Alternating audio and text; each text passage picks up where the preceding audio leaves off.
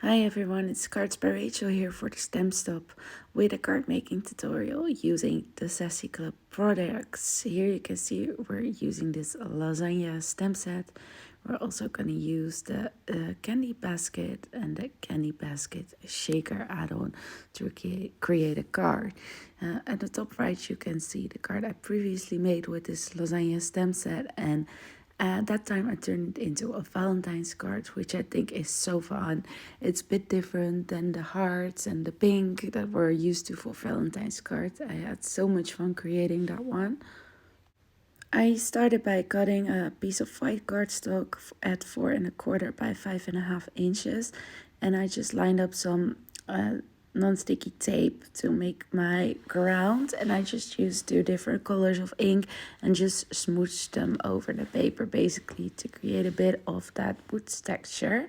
Then I decided to use some melon ink from the stamp market on the top part of my panel, just around the edges, give it a bit of an orange look.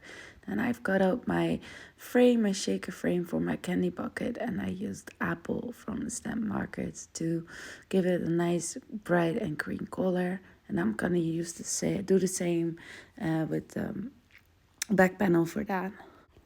You could of course also use some green cardstock for this part, but because my background was fully inked, I wanted to ink these pieces as well. Now I'm gonna attach some double-sided adhesive on the back side of that green frame everywhere and pressing that in with my bone folder to make sure the acetate will stay nicely put. I prefer double-sided tape when working with acetate because it sticks right away and liquid glue can leak quite easily. I cut that piece of acetate out of the base shape of the candy bucket die. I'm just gonna put them together like this. Then I did feel like we needed some splatter, surprise, surprise. So we are gonna use some gold splatters. I did use the stamp for my sentiments on the card just to make sure there weren't any gold splatters getting in that space to make it easier to stamp our sentiment later. As you can see, I started coloring the lasagna pieces of this stamp set. I stamped out 5 of them, colored 4 of them off screen. And here I'm gonna use some YO 2.3 and YO 2.2 for the dough part of the lasagna, and I'm gonna use R 1.5 for the sauce. I thought that bright red would be really cute with the green and the orange we are using. I have mentioned this before, but lately I do like to layer some pencils over my alcohol markers. I don't do it always, but I do really like how it looks. So I'm just using some dark red Prismacolor pencils over the sauce part of the lasagnas. I'm using like a yellow orange for the dough part of the lasagna, and off camera I also always like to add some white highlights with my white jelly roll pen.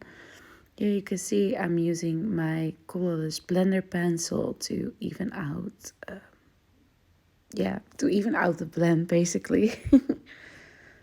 Now it's time to start coloring these cute red cats. I colored one of them off camera. I used the C1 for the white part around the eyes. I blended it out with the colorless blender. I'm using R 5.3 for the inside of the hands and its cute little nose. Then I started using Y 1.1, but I decided 1.2 would be better for the nose. Then for his fur, we're gonna use the O 2.7, O 2.5, and O 2.4. Here I'm started with darkest color and just add in some shadows, and I'm gonna use my mid-tone to blend this out. This lasagna stamp set will work great with the Feline Friends and the funny cat stamp sets we have. These are basically the baby red cat, and those two are with the grown-up red cat. So you could make some really fun combinations there. I will also link them down below so you can check out those sets as well. There's also some card examples of the design team on the web shop, so you can check them out. If you want to see more inspiration, you can always follow us on Instagram and Facebook, of course. I did put the links down below for those as well. I did color my red cat in parts just because it's, well, a bigger image and I don't want my markers to dry on the paper and keep them nice and liquid so they blend better. Here you can see I decided I didn't like the orange for the eyes, so I went in with YG color to change it to a light green that will match well with our shaker candy bucket as well. Here you can see me adding a dark orange pencil, this time a Castle Art pencil, but you can use any softcore pencil you might have, and just added some extra shading to him. I'm also going to do that for the yellow pieces, the pink, and just like kind of deepen those shadows up, I suppose you would say. Now we're gonna go on to our cute little dog. I'm using some brown for his ears. I'm using the 4.6 and the 4.3 here, and just color that in. These two colors are a bit further away from each other, I would say. So I do use the 4.3 two times to make that blend a bit better. You could also always do a tip-to-tip technique to make them blend better. Here I use the CG7 and the CG5 for his tail and his hairs on his head, and the CG1 again for the white of the eyes. Here I'm using the R5.3 for the inside of the mouth. I started doing the tongue as well, but that was a mistake. I wanted it red. Luckily, red is way darker, so we can still change that up. And then for his body, we're using Y2.3 and Y2.2. And then you can see him coming together. I always love with stamped images that when you start coloring them, they really come to life. Like, it makes such a huge difference. I always love seeing this process. So now we are gonna grab a red for the tongue instead of pink, and I'm using the R1.5, a nice bright red. And of course, we'll add our orange yellow pencil here as well to darken out the shadows. If I wasn't going to use pencils, I would probably use that 4.3 again on his ears, because I feel like that shading is a bit too much for my taste. So then I would have done a second layer, or a third rather. But because we are using this brown pencil, that really helps blending that out, as you can see. So sometimes that's also nice when using pencils to just help blend colors together nicely. And then here you see I got that white frame 7 times, as I told you. And I've put 6 of them on our base piece. And I decided to add some of our lasagnas on the sides of it, so they will not shake, but they will be always visible. And I thought that would be a great thing for this card, since our red cats definitely love their lasagna. And then that 7th frame I'm gonna attach to that, so they are nicely secure.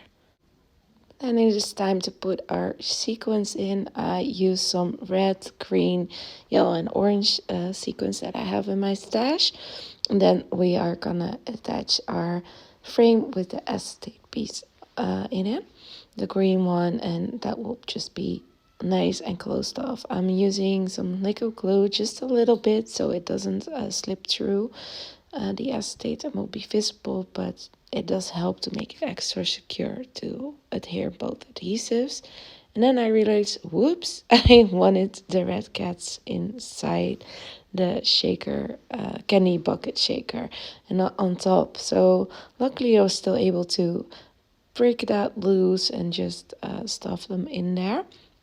And as you can see, I have laid out my sentiment already when I was adding the splatters. So now now they are nice and dry, I'm just gonna stamp it out using my stamping tool. I'm using a Misty, but you can use anything you have. You can also use an acrylic block, but especially with sentiments, I do try to make sure I can stamp it twice in the same position, because you know sometimes it isn't as crisp as you would like, and a stamping tool really does help with that. Now I got a piece of white cardstock into a card base, and I'm gonna attach our background panel to that first. So I have it nice and secured and flat. I am being careful with pressing it in with my sentiment because that ink isn't entirely dry yet. So I do try not to touch it. Here I'm just figuring out where I want everything laying, and I decided on this to do the cute little dog and his lasagna more to the middle of the card. I'm just gonna attach the piece that is touching our candy bucket shaker with some liquid glue, and then for the back I'm gonna use the PearBlossomPress world's best foam tape. This foam tape is amazing for lights, of course. It's the same height, it's made for that, but also really love it for shakers. It's the perfect height to create shaker cards. Actually, as you can see, it's the same height as my 7 layers of cardstock, so it's also great to use for shaker cards. And this tape is also available at the Webshop. I will make sure to link it down below as well. The good thing about this tape is also that it's repositionable for 30 minutes. So if you don't stick it on straight right away, then no problem. You can get it off your project without having the risk of ripping it and reposition it. Now I'm just going to attach that here. Now everything, it has the same height. And this is our cute little shaker card. Here you can see them up close. The one we just made and a little video of it. I hope you guys really like this tutorial. If you have any suggestions for the next one, please let me know. Thank you all for watching. Be sure to like, subscribe and comment. Bye bye.